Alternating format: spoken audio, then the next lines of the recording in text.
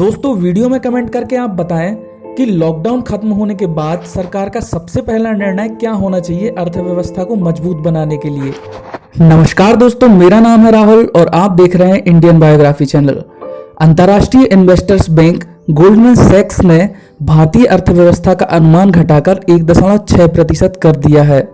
संयुक्त राष्ट्र ने भी कहा है कि कोरोना वायरस की वजह से दुनिया में बड़ी आबादी गरीबी में चली जाएगी। कोरोना वायरस से पैदा हुआ आर्थिक संकट आम लोगों की जिंदगी में क्या असर डालेगा, ये संकट कब तक चलेगा और नौकरियां कर रहे लोगों के ऊपर इसका क्या प्रभाव पड़ेगा। क्या भारतीय अर्थव्यवस्था अब मंदी के दौर में जा रही है? दोस्तों, विकास दर 1.6 के अनुमान से देश की अर्थव्यवस्था मंदी में है। गोल्डमैन सैक्स ने सिर्फ यही नहीं कहा, उसने कहा है कि यह मंदी 1970, 1980 और 2009 में जब ग्लोबल बैंकिंग सिस्टम कोलैप्स हुआ था उससे भी ज्यादा असर डालने वाली है। हमारे देश की लगभग सारी एजेंसीज देश को एक बड़े आर्थिक संकट की ओर इशारा कर रही हैं। पिछले 2 साल में ही आर्थिक विकास दर 2.5% हो गई थी और अब यह कोरोना की वजह से और भी खतरनाक रूप ले रही है। दोस्तों, इसका अंदाजा इस बात से लगा सकते हैं कि कोरोना संकट से निपटने के लिए सरकारों को खुद अपने मंत्रियों और सांसदों की तनख्वाह में कटनी करनी पड़ रही है, जो पहले कभी हमने नहीं देखा। यह साफ साफ राजकोषीय दबाव का संकेत है। देश की लगभग सभी बड़ी कंपनियां छटनी को तैयार हैं। देश की लगभग सभी कंपनियां अपना प्रोडक्शन कम कर रही हैं। दोस्तों, यह एक गहरी आर्थिक मंदी के लक्षण है। इंटरनेशनल लेबर एसोसिएशन ने कहा है कि भारत में कोरोना के दी एंड के बाद 40 करोड़ से ज्यादा असंगठित मजदूर पूरी तरह से बेरोजगार हो जाएंगे। हाल ही में हमने देखा कि शहरों से लाखों की संख्या में मजदूरों ने पलायन किया। ये ऐसे लोग थे जो रोज कमाते और रोज खाते थे। इनके पास अपनी कोई सेविंग नहीं थी। दोस्तों, भारत में 27 करोड़ लोग पहले ही गरीबी के नीचे जीवन यापन करते हैं। अब यह लोग अपने गांव में ही रोजगार खोजेंगे, जहां पहले ही रोजगार काफी कम है।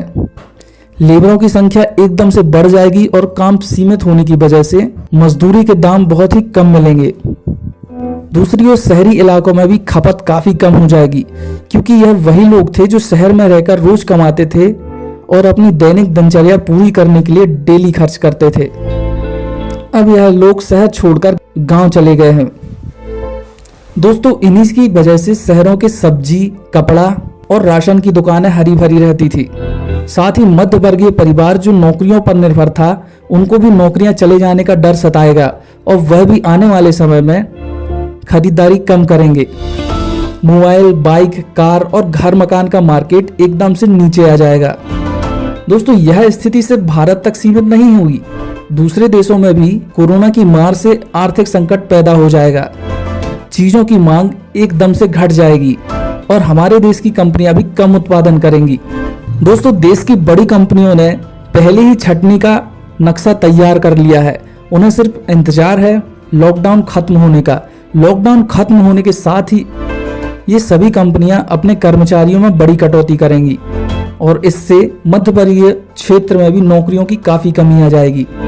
देश में 21 दिन लॉकडाउन से रेलवेज, ट्रांसपोर्ट, एयरलाइंस, जहाज, मॉल, मार्केट और रेस्टोरेंट के व्यवसाय में बहुत बड़ी कमी आई है। फैक्ट्रियां बंद हैं, उत्पादन ठप हो चुका है। इन 21 दिनों में देश को अरबों रुपए का नुकसान हुआ है। दोस्तों, देखना यह होगा कि आने वाले समय में देश की सरकार किस तरह से इस बड़े संकट को सामान्य बनाने की कोशिश करेगा। आपको यह वीडियो कैसी लगी कमेंट में जरूर बताएं। धन्यवाद।